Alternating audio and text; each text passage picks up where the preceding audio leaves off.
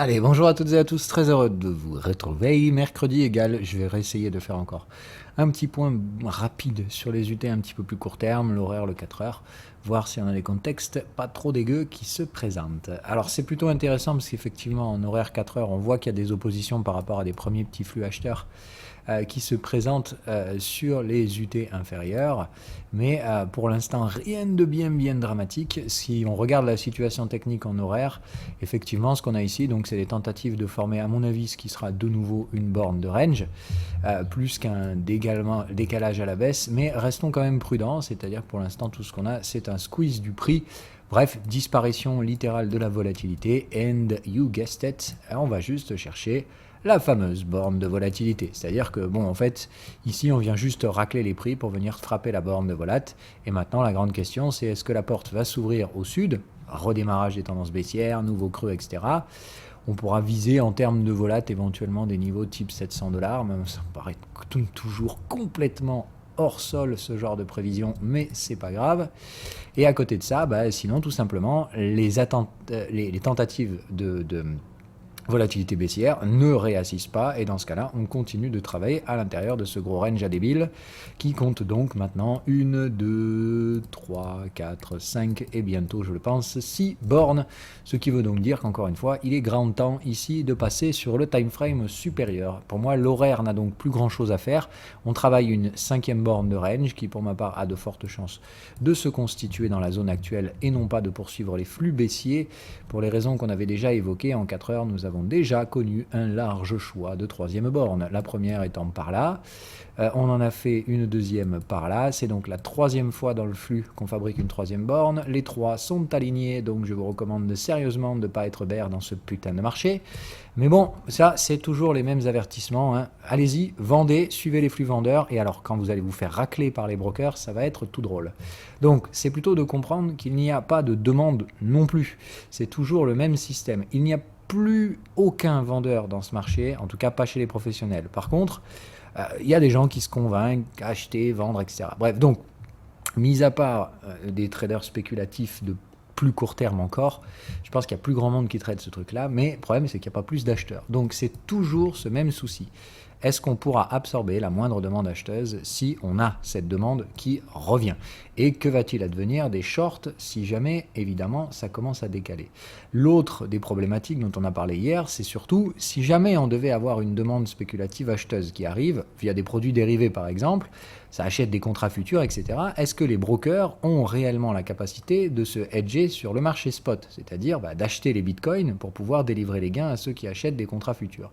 Ça, c'est toujours un peu l'éternel problème. Ça peut frapper dans les deux sens, hein, mais le problème, c'est qu'il y a tout simplement plus vraiment beaucoup de bitcoins qui circulent. Alors, côté Ethereum, c'est pas vraiment le cas, donc pas d'inquiétude à ce niveau-là. Il y a toujours plus de 15% des Ethereum en circulation qui sont disponibles dans les exchanges. Donc je pense qu'Ethereum peut tout à fait trouver sa demande, mais comme il suivra Bitcoin, et que Bitcoin, là, on est passé sous la barre des 12%, là, c'est de se dire, attention quand même les cocos, il n'y a vraiment plus aucun Bitcoin qui circule réellement dans les exchanges, et s'il y a beaucoup de demandes spéculatives, même sur les produits dérivés, les brokers auront probablement du mal à se couvrir sans décaler rapidement les prix. Donc, alerte sur la volatilité, voilà le message que j'envoie. Par contre, le message que le marché nous envoie, c'est l'inverse, hein. Comme on l'a vu hier, le marché, là, il va frapper des bornes de volatilité, et à chaque fois, il tente à les rejeter pour l'instant. Donc on a plutôt un marché qui tente de botter en touche, qui rejette les tentatives de rebond, mais en attendant, comme je vous le dis, pour moi, tout est verrouillé au sud, je crains que nous ne puissions pas aller plus bas. Sur d'autres tokens peut-être, alors j'ai pas vraiment étudié la situation technique, mais on va regarder vite fait. Sur Solana, grosso merdo, la même chose, hein, forme de range en compression, ici, toujours les mêmes bornes que tout le monde.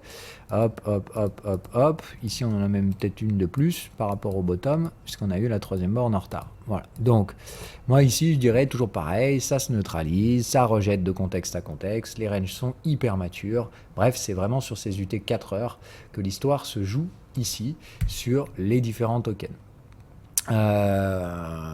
Si on part sur les indices, 4 heures horaires, pour ma part, toujours la même chose. On est en train, je pense, de constituer des canaux ascendants, bien largement visibles. Je m'attends à des rebonds avant d'aller chercher ces zones-là. Maintenant, aujourd'hui, c'est le CPI, c'est ce que tout le monde attend. Donc, on va avoir le fameux catalyseur qui va apporter la volatilité. Soit on a donc ce rebond sur les zones de canaux de tendance, et là, très clairement, on va aller chercher les contextes et les zones de moyenne, et ça se fera très vite avec ce genre de catalyseur.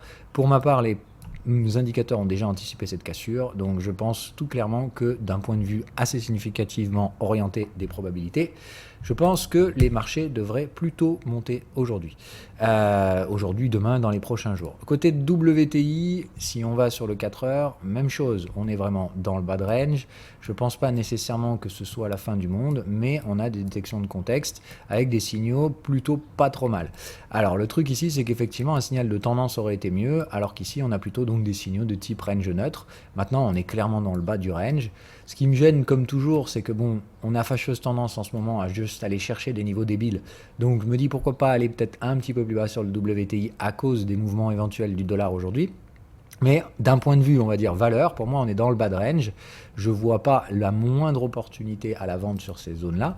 Maintenant, je vous l'avais dit, moi je n'achète pas le WTI, je préfère plutôt acheter le silver et vendre le WTI dans son haut de range, vente qui avait été faite et récupérée d'ici là. Donc pour moi le WTI c'est plus de dire, pour ceux qui avaient voulu tirer ces ventes là-haut dans le bas de range, là c'est juste le red flag de dire il faut vraiment récupérer la thune. Hein.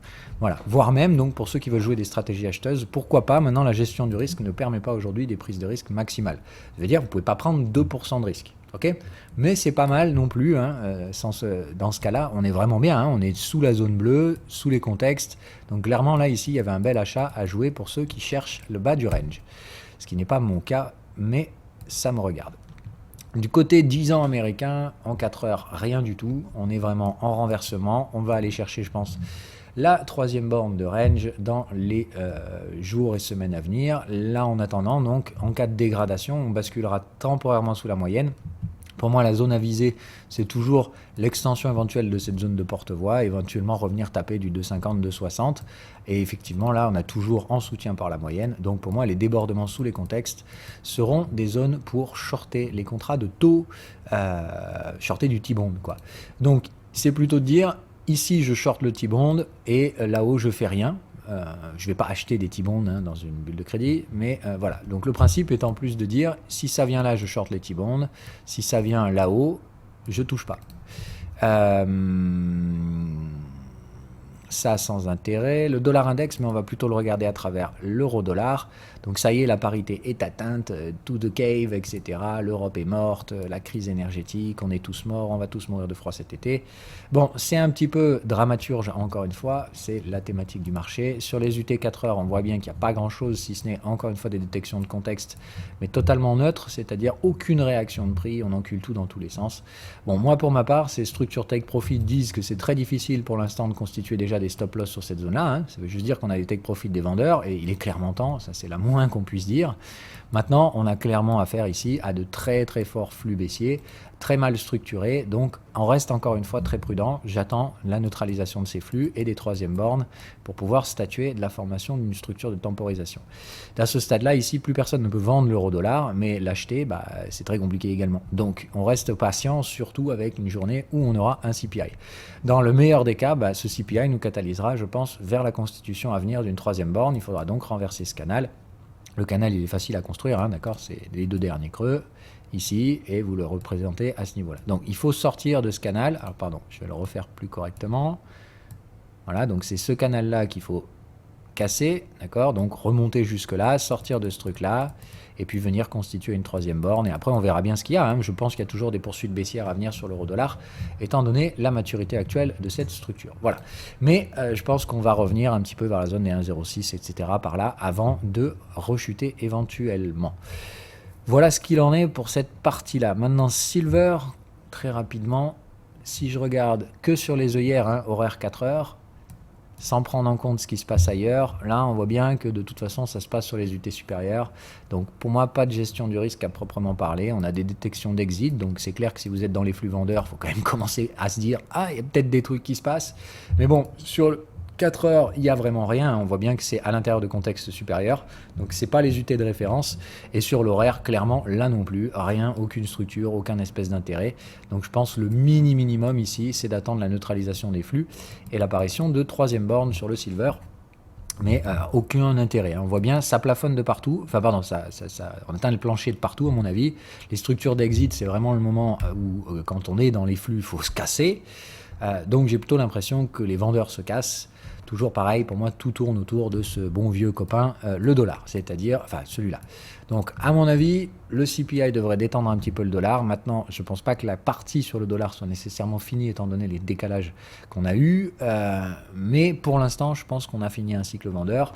Une phase de neutralisation, c'est-à-dire d'oscillation autour des différentes dernières résistances et des supports qu'on devrait trouver dans cette zone-là, me semble plus que probable, plus qu'un effondrement sous la parité, l'Europe explose, etc. Enfin bref, certains des narratifs complètement cons qu'on voit comme par hasard, généralement avant deux rendez-vous économiques qui sont devenus complètement fous furieusement récurrents en ce moment, à savoir le CPI et le FOMC. CPI cet après-midi, FOMC dans 2 semaines. Bref, c'est débile, le marché réfléchit plus que comme ça, c'est-à-dire les prix, la valeur, la gestion du risque, tout ça, on s'en fout, c'est pas la peine. Il vaut mieux aujourd'hui se dire « Ah putain, qu'est-ce qu'elle va faire la Central Bank ?» et puis quel va être le CPI. Voilà, donc on verra bien, cet après-midi on aura le CPI, la réaction de prix qui va derrière. J'espère encore une fois qu'on va arrêter ces délires de recadrage des marchés dû à une Fed hyper agressive, etc. La Fed, elle n'est pas du tout agressive, on l'avait déjà dit et on le redira encore une fois. Ce n'est pas une vision personnelle, c'est tout simplement de comprendre que quand on est dans le bas de ce truc-là, c'est que les conditions de financement sont toujours accommodantes. Bref, donc, c'est de comprendre qu'on est très très loin d'être hawkish en termes d'accessibilité au financement, et ça c'est les marchés des taux qui nous le disent. Encore une fois, arrêtez de croire les central banks et autres conneries du genre, c'est pas le blabla qui traduit la situation financière, c'est plutôt ce genre de graphique. Donc nous revenons à la norme, nous ne sommes absolument pas dans un marché hawkish. Mais ça évidemment, il y a des gens qui n'y comprennent pas grand chose et qui parlent beaucoup pour ne rien dire. C'est la même chose en Europe, on est toujours très très dovish, mais évidemment on tire vers la neutralité. Donc oui, c'est normal que les conditions de financement se dégradent, ça ne veut pas dire qu'elles sont mauvaises, ça veut juste dire qu'on était exceptionnellement supporté en termes de post-Covid. Bref, il est temps de revenir à la normale et on est très très loin de la crise en suivant encore une fois ce que nous disent les marchés les plus rationnels, à savoir les marchés d'auto. Les marchés d'auto, ils nous disent que s'il y a une crise, on en est encore très très très très loin. Mais évidemment, comme il y a inversion de la courbe de taux et qu'il y a les gogoles habituels qui vont discuter sur YouTube, eh bien, on peut arriver à vous faire gober l'inverse. Voilà.